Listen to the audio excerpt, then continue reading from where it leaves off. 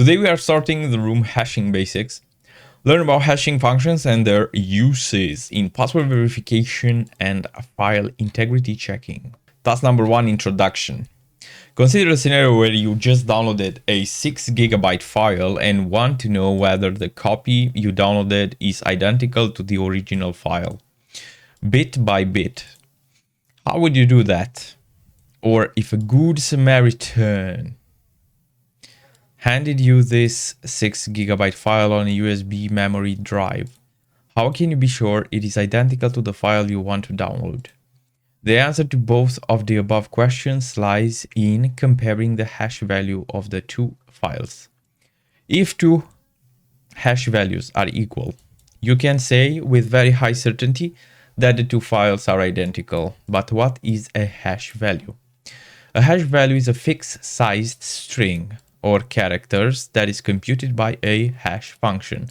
A hash function takes an input of an arbitrary size and returns an output of fixed length that is a hash value.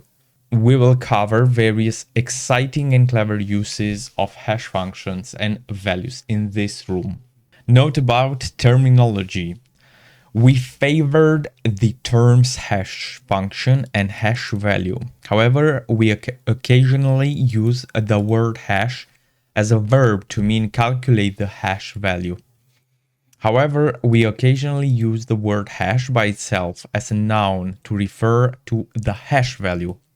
Room prerequisites. This room is the third of 3 introductory rooms about cryptography. Because we will reference the topics in the previous 2 rooms, it is recommended that you finish the last 2 rooms before attempting this one. The good thing is that they are done under my channel. Just search for keywords. Learning objectives. Upon the completion of this room, you will learn about hash functions and collisions, the role of hashing in authentication systems, recognizing stored hash values, cracking hash values, the use of hashing for integrity protection. To follow along, first, let's start the virtual machine. The machine will start in split screen view. In case of virtual machine, if the virtual machine is not visible, use the show split button at the top of the page. Right over here it would be.